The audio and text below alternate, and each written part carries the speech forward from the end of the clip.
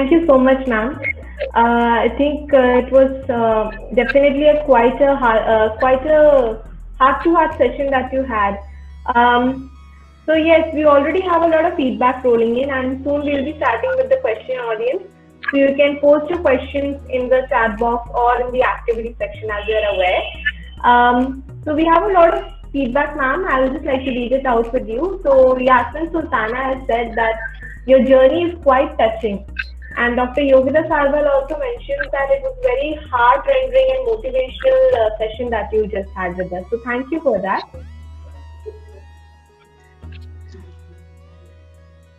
Thank you. So what was the question? Yes, ma'am. I'll read out the first question to you now. Gayani Hatusingh is asking, yes, how do you manage with the changes related to the present pandemic condition and its influence on education?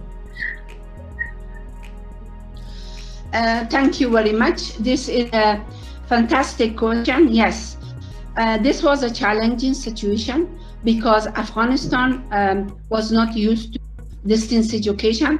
We don't have a computer, we don't have laptop, we don't have a smartphone. We have, but the majority of the people we work, they are poor, they don't have those things available. And all of a sudden, we have to shift it from just classroom to a distance education. And that wasn't easy because of lack of those technology ones. And second things, how we are going to do it. So we went through a hard work. We tried to, but I tell you, I am so proud of the staff. I am so proud of the teacher, principal, manager, director. They work all together night and day. Believe me, they prepare three kinds of methodology. One is that it was through the, not only a smartphone, just a simple phone. They try to really do a package that it goes through the phone and the family can use it in their home with their children. Another way that they are making a package that the children can come to school and take it home. Another way of second, third things that they use hotline. They have teachers sitting in the classroom that the students can come in different intervals and solve their problem. Because as you know, people of Afghanistan, they don't have patience for their children, especially if they are not educated. They don't know how to help their children. So this was another challenge. So we have to have the teacher in school, and when the children come, they help. So this way, we were able to manage.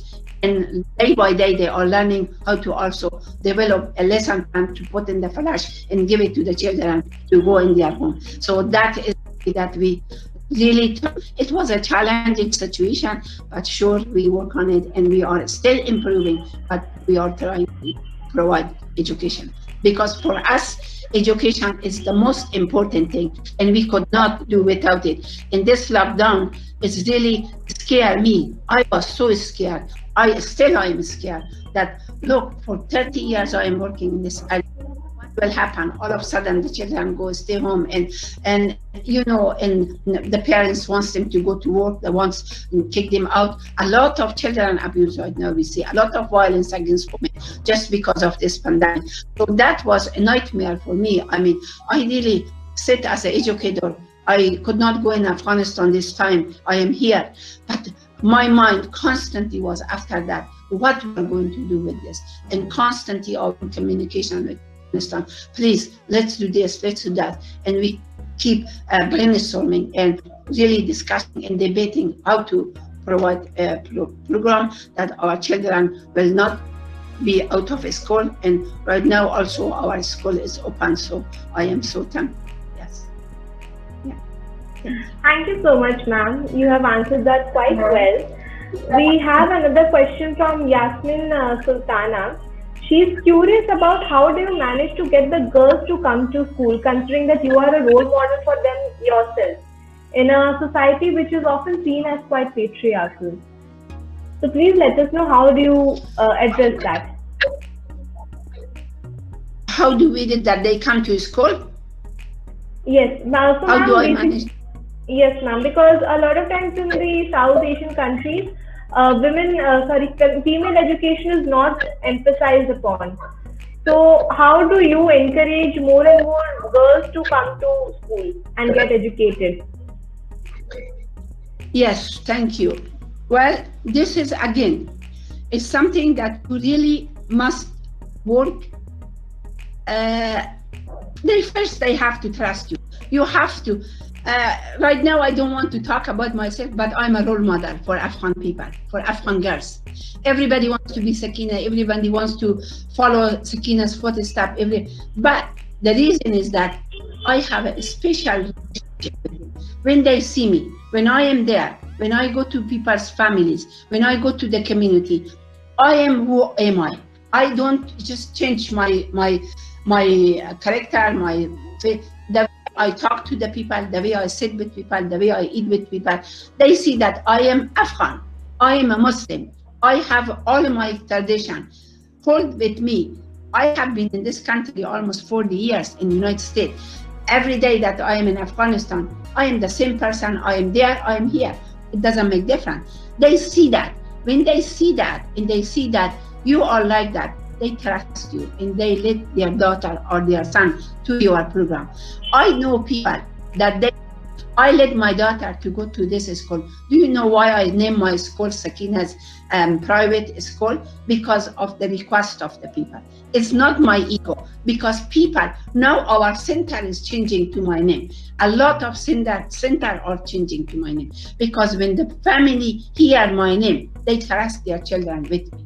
That is one thing that you have to build trust. Second thing, also for me, tradition and culture is very important.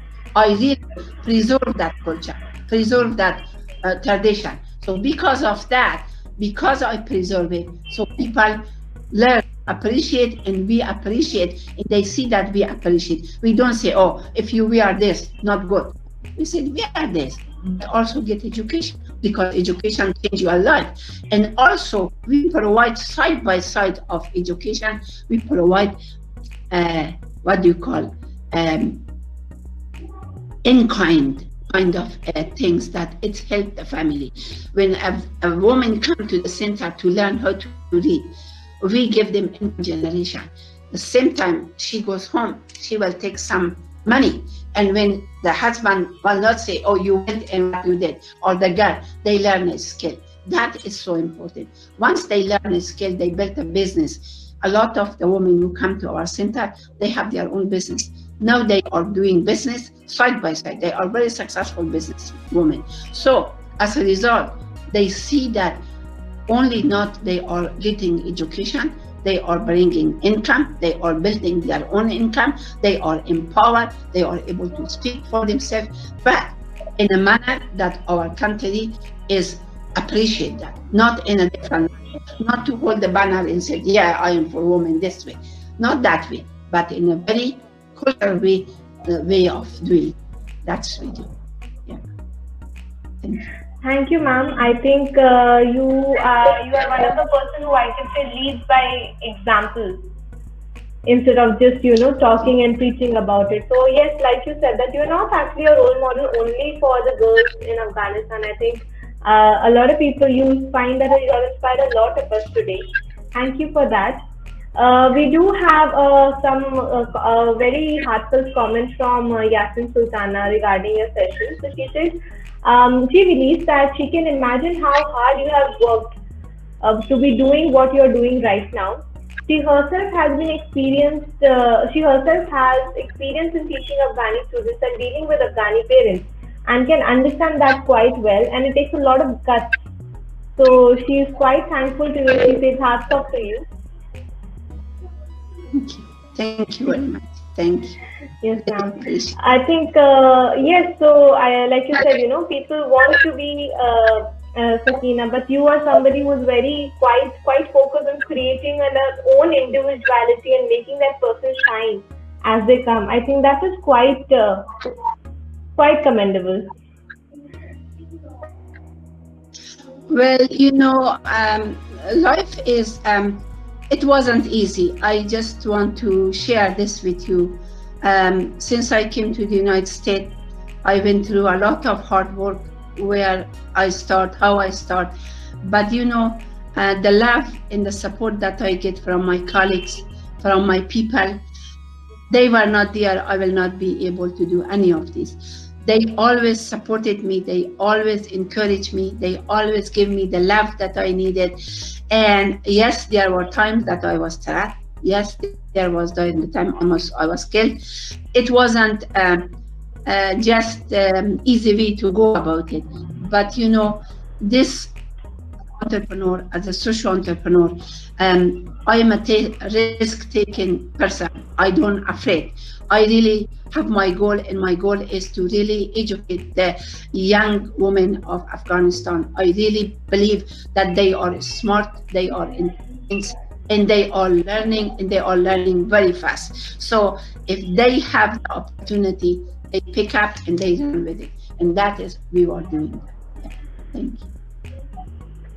Thank you, ma'am. I think, thank you for sharing that aspect with us. You are definitely quite, I think somebody, has, Dr. Yogita Sarwal has mentioned in the comment also that it requires a lot of bravery, you know, to do what you are doing.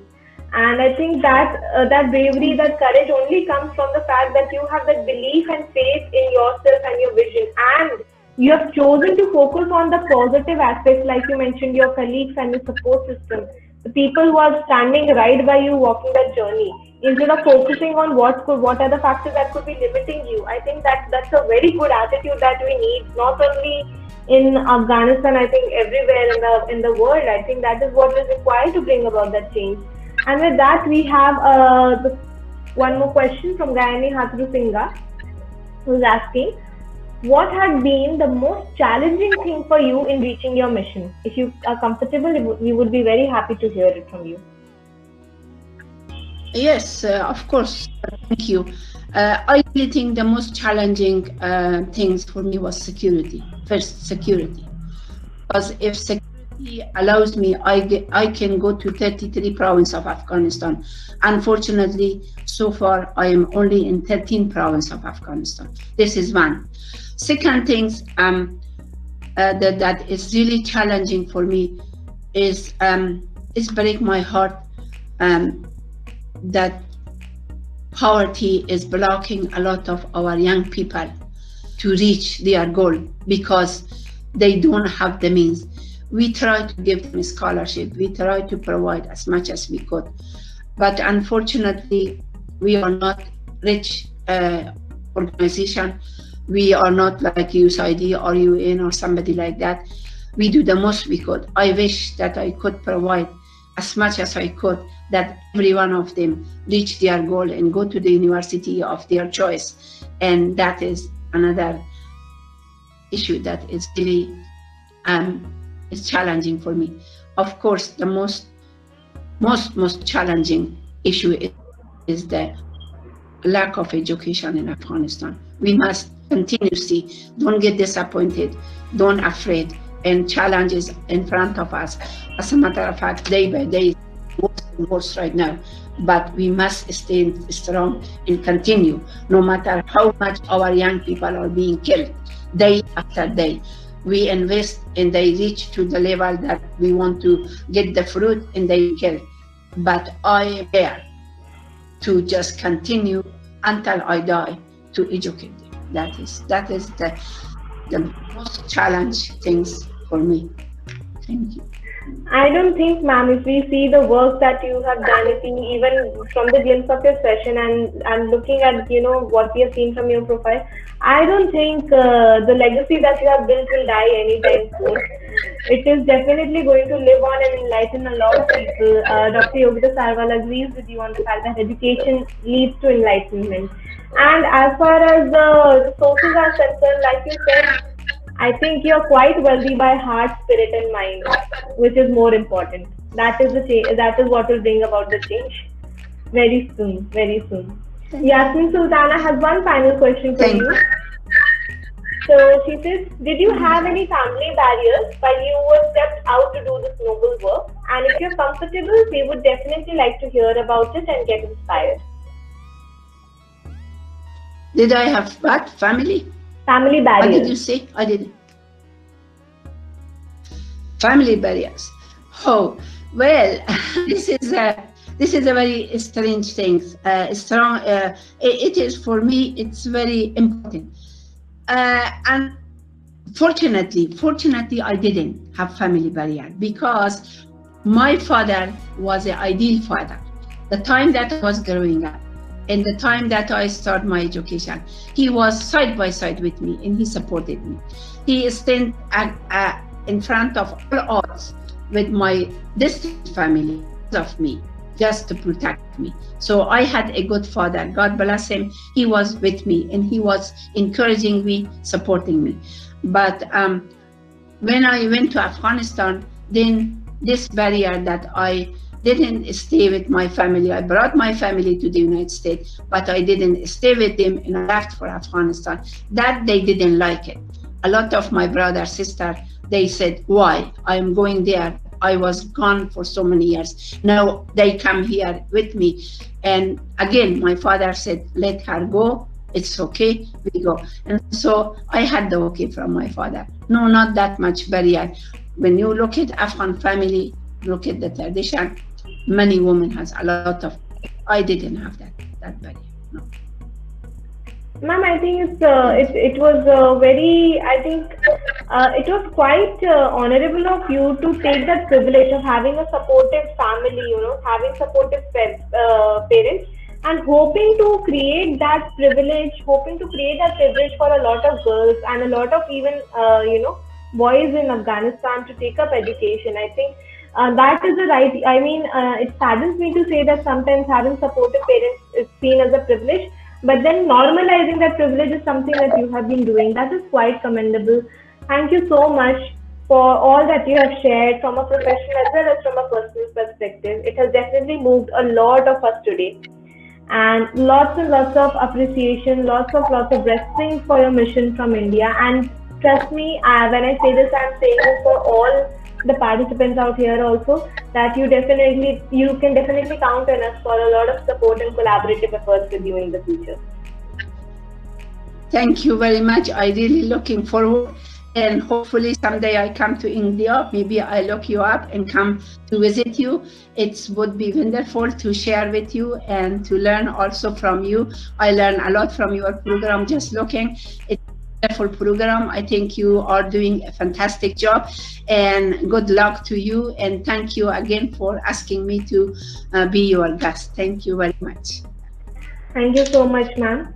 Definitely a privilege for an honor for all of us. That was very kind of you, how you shared your feedback with us. So, participants, we have shared Dr. Yacoobi's contact details in the chat box. You can take it down from there. For the convenience of everybody, I'll read it out as well. I'll spell it out to be precise. It is SAKENA at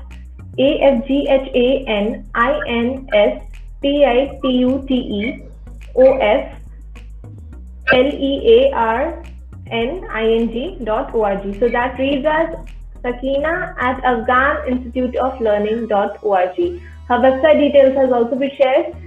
Do check it out. And ma'am, hopefully we will also someday visit Afghanistan and take a tour of how you have been, the various initiatives you have been doing besides education as well. I am actually, to be honest, quite interested in the radio station that you have. I think that would be quite an interesting take on how you are operating it and the message that you are that people would be hearing from that. But I'm sure every aspect and every endeavor of yours will truly have its own limelight. Thank you very much. Thank you. Have a great day ahead. Thank you. And you too. Thank you very much. Bye-bye. Thank you. Thank you, audience, for joining us today and taking part in today's session. We will be connecting tomorrow again at 5 o'clock Indian timing. See you then.